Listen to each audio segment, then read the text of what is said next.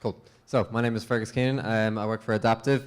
I'm not technical, not a developer, never have been, never will be. I'm not smart enough. I'm strangely called the head of project execution, which sounds quite aggressive, but it just means I do a lot of delivery for the company. I'm responsible for keeping things consistent across. So I'm not going deep technical here. What I have done is worked in electronic trading my whole career. So I've done a potted history of electronic trading and web messaging more so, because it's quite interesting for us. So let me just flick through. Adaptive real-time applications is the most important thing on this slide.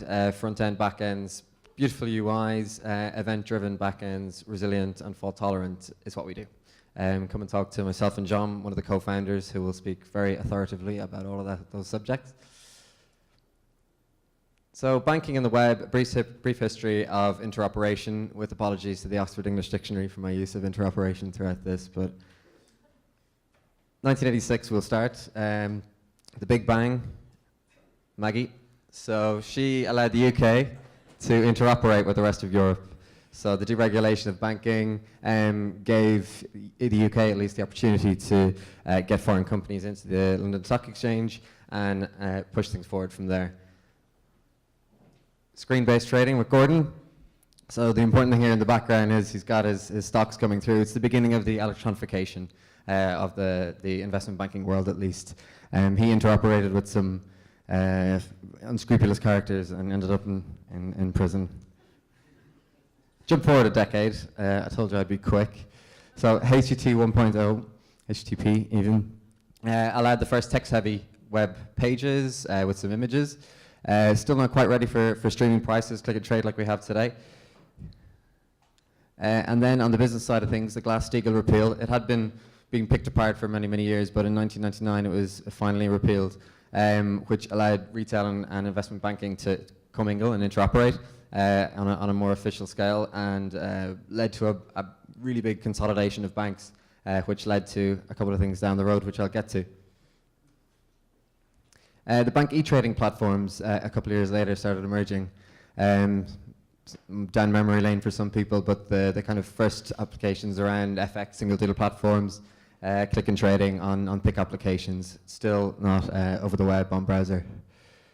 And then Ajax allowed interoperation of the server and the client. So the API, commonly known as Ajax, so it's the, carry on. Credit Crunch, 2007 and 8. These two guys bought that sign, which is odd, but the conglomerate banks grew very, very big, as did their applications. So their e-trading applications, they started off with things like FX, which kind of lent itself to electronification very easily. They built a lot of monolithic applications using, at this stage, proprietary web push technology, so paying a lot of money for this middleware. And so it was kind of not easy and nothing open source. Gabriel's gone, but I do get to that. In Dodd-Frank, we saw regulation, so the response to the credit crunch. They're Dodd and Frank, they're the right way around as well, I checked. So it was, again, more and more cost cutting in the banks, and it just meant that, yeah, these applications grew big, monolithic, and not really what users were looking for. Standardization of Websocket protocol around 2011 helped on the website, so event-driven push messaging over the web, standardized so people could use it, open source projects started, and things that we can use in our work.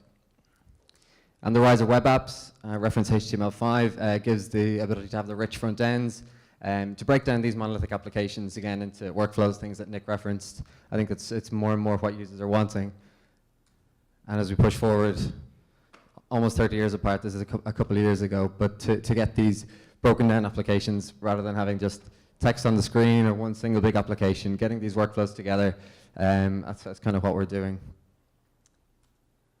And that's it. So Nick flashed this up a moment ago, but I did a GIF just in case the live demos didn't work very well, which was good. But this is an application we built to display what we do called Reactive Trader Cloud. So I encourage you to go onto GitHub, do a Google search for it, fully open source, so people can have a look. And it kind of uses all the tools that we do at Adaptive to do our full range of consulting. And that's it from me. One other thing to say is we're going to be opening an office in New York soon, and I'm visa pending, Mr. Trump. Going to be moving over in the summer. So hopefully I'll see a lot more of you. Thank you very much.